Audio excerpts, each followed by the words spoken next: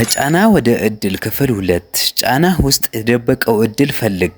ወጣቱ የአዛውንቱን ጥያቄ ሰምቶ ዝም አለ። ጫናህን ለመቁጠር ብዙ ጊዜ ታጠፋለህ? እድልን ለመፈለግ ስንት ደቂቃ ታጠፋለህ? ብለው ጠይቀውት ነበር አዛውንቱ። ሰላም ውድ አብደላ አማን ሾው ቤተሰቦች እንደምን አላችሁ? እንደምን ቆያችሁልን? ወደ ክፍል 2 እንለፍ። ይህ ጥያቄ ከአእምሮ ሊወጣ አልቻለም ነበር።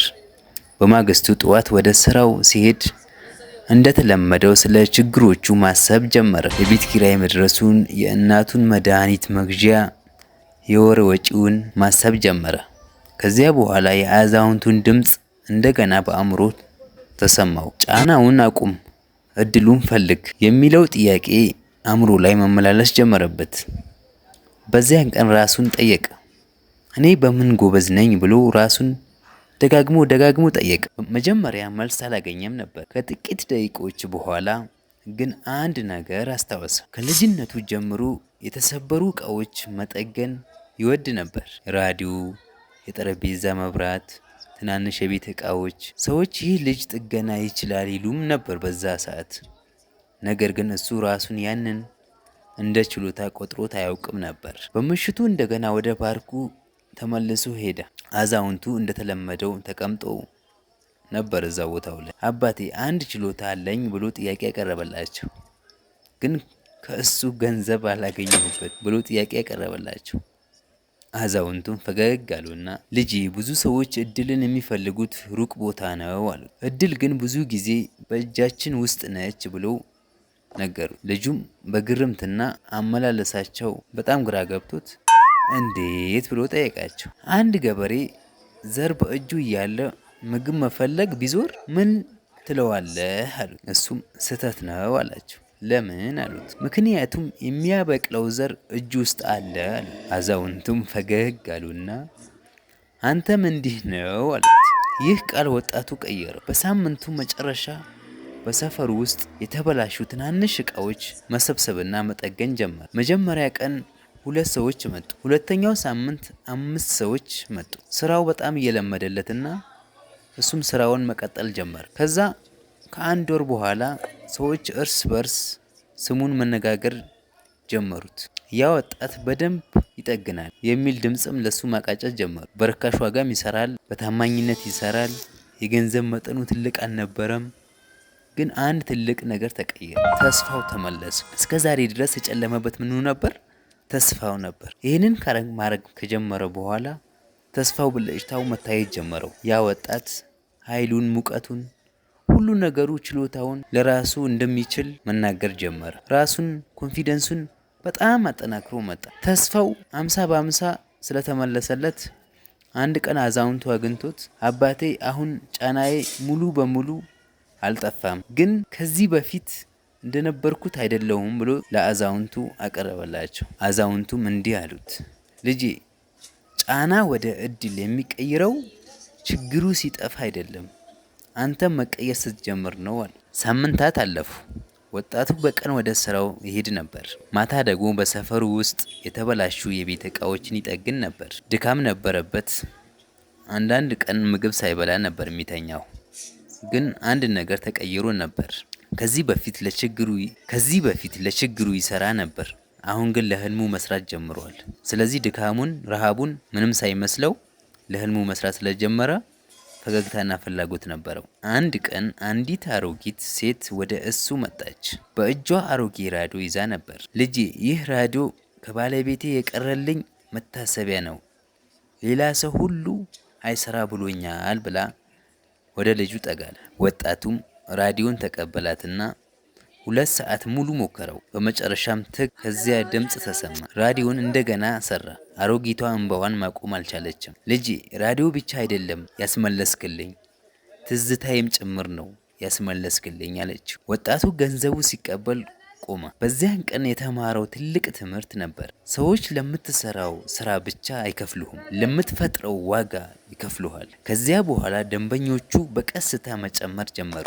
አንድ ሰው ለሌላውን ይናገራል፣ ሌላኛው እንደዛውም ይናገራል። እሱ ታማኝ ነው፣ እሱ ስራውን በልቡ ይሰራል ይላሉ እርስ በራሳቸው። አንዴ ሞክሩት። ከወራት በኋላ በትንሽ ክፍል ውስጥ የሚሰራው ቦታ አነሰውና በቂ ስላልሆነለት ወደ ትንሽ ሱቅ ተከራየ። በመጀመሪያ ቀን ሱቁን ሲከፍት ወደ ኋላ ተመለከተ። ያ አንድ ቀን በፓርክ ውስጥ ተስፋ ቆርጦ የተቀመጠበት ጊዜ ትዝ አለው። ራሱን ጠየቀ፣ በዚያ ቀን ተስፋ ቆርጬ ብቆም ኖሮ ዛሬ እዚህ እደርስ ነበር ብሎ ራሱን ጠየቀ። መልሱም አይ ነበር የሆነለት። ከጥቂት ቀናት በኋላ አዛውንቱ እንደገና አገኛቸው። አባቴ፣ እርስዎ አንድ ቀን የተናገሩኝ ነገር ሕይወቴን ቀይሮታል ብሎ ነገራቸው። አዛውንቱም ፈገግ አሉና እኔ ሕይወትህን አልቀየርኩም፣ ታዲያ ማን ቀየረው ብሎ ጥያቄ ጠየቃቸው። አንተ እኔ ያሳየሁ በር ብቻ ነው የተጠቀምከው፣ መክፈት የወሰንከው አንተ ነህ። ከዚያም አንድ አስደናቂ ንግግር ተናገሩ። ልጄ፣ ጫና እንደ እሳት ነው። አንዳንዱን ሰው ያቃጥለዋል፣ ሌላውን ግን ያጠነክረዋል። ልዩነቱ በእሳቱ ሳይሆን በሰውየው ውሳኔ ነው አሉት። ወዳጄ፣ ምናልባት ዛሬ አንተም ከባድ ጫና ውስጥ ትሆን ይሆናል። ምናልባት ስራ፣ ምናልባት ገንዘብ፣ ምናልባት ቤተሰብ። ነገር ግን አንድ ነገር አትርሳ። ጫናህ የህይወትህ መጨረሻ ሳይሆን ወደ ትልቅ እድል የሚወስድህ መጀመሪያ ሊሆን ይችላል። ከጫና ወደ እድል የመጨረሻው ትምህርት ዓመታት አለፉ። ያ በአንድ ወንበር ላይ ተቀምጦ ህይወቴ አብቅታለች ብሎ ያለቀሰው ወጣት ዛሬ የራሱ ንግድ ገንብቶ እየሰራ ይገኛል። እሱ ጋር የሚሰሩ ሰራተኞች አሉት። አንድ ቀን አንድ ወጣት ወደ ሱቁ ገባ አለ። ፊቱ በጭንቀት ተሞልቶ ነበር። ስራ ፈልጋለሁ፣ ህይወቴ ተስፋ አስቆርጦኛል አለ። የሱቁ ባለቤት ዝም ብሎ ተመለከተው። ይህ ወጣት ከብዙ ዓመታት በፊት የነበረውን ራሱን አስታወሰው። ፈገግ አለና ተቀምጦ አንድ ታሪክ ልንገርህ አለው። ከዛ የራሱ ጉዞ ከመጀመሪያ እስከ መጨረሻ ጫወተው። አንዲት በችግር እንጀምር፣ እንዴት ተስፋ እንዴት እንደቆረጠ፣ እንዴት አንድ አዛውንት ህይወቱን የለውጥ ሀሳብ እንደሰጡት እና አንዲት ትንሽ እርምጃ ዛሬ ወደዚያ እንዲደርሰው ያበረታችው ሀሳብ እና አንዲት ትንሽ እርምጃ ዛሬ ወደዚህ እንዲደርስ ያደረገው። ወጣቱ በዝምታ ያዳምጥ ነበር። ታሪኩ ሲያልቅ አንድ ጥያቄ ጠየቀ። እንግዲህ የስኬት ሚስጥር ምንድን ነው አለው። እንግዲህ የስኬትህ ሚስጥር ምንድን ነው አለው። ሰውየውን ፈገግ አለና ሚስጥር የለም። ታዲያ ብሎ አሁንም ጥያቄ ያቀረበለት። በየቀኑ ትንሽ ትንሽ እርምጃ መውሰዴ ብቻ ነው። ከዚያም እንዲህ አለው፣ ሰዎች ትልቅ እድል ይጠብቃሉ፣ ህይወት ግን ትልቅ እድል በትናንሽ እርምጃዎች ታመልጣለች። ውድ ቤተሰቦች፣ ምናልባት ዛሬ እናንተም የምትሸከሙት ጫና ይኖር ይሆናል። ምናልባት የገንዘብ ችግር፣ ምናልባት የስራ፣ ምናልባት የቤተሰብ ወይም ማንም የማያውቀው የልብ ህመም። ግን አንድ ጥያቄ ልጠይቃችሁ፣ ጫናው ህይወታችሁን ይመራዋል ወይስ እናንተ ጫናውን ወደ እድል ትቀይራላችሁ? አስታውሱ፣ ዘር ወደ አፈር ካልገባ አይበቅልም። ወርቅ በእሳት ካላለፈ አይጠራም። አልማዝ በብርቱ ጫና ውስጥ ነው የሚፈጠረው። እኛም እንዲሁ ነን። አንዳንድ ጊዜ ህይወት የምታሳልፈው ፈተና እኛን ለማጥፋት ሳይሆን እኛን ለማጠንከር ነው። ስለዚህ ዛሬ ከዚህ ቪዲዮ በኋላ አንድ ብቻ እርምጃ ውሰዱ። አንድ ገልጽ አንብቡ፣ አንድ ሰው አነጋግሩ፣ አንድ ክህሎት መማር ጀምሩ፣ አንድ ስህተት አርሙ። ትንሽ እርምጃ ነገ ትልቅ ለውጥ ይፈጥራል። የመጨረሻ መልእክቴ ይህ ነው። ጫና የህይወትን መጨረሻ አይደለም። እሱ ወደ እድል የሚወስድ መጀመሪያ ደረጃ ሊሆን ይችላል። ተስፋ አትቁረጥ።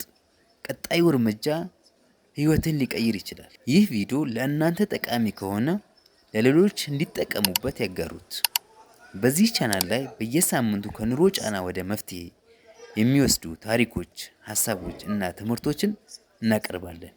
ስለዚህ ሰብስክራይብ በማድረግ የዚህ ጉዞ አካል ሁኑ። እስከምንገናኝ ሰላም።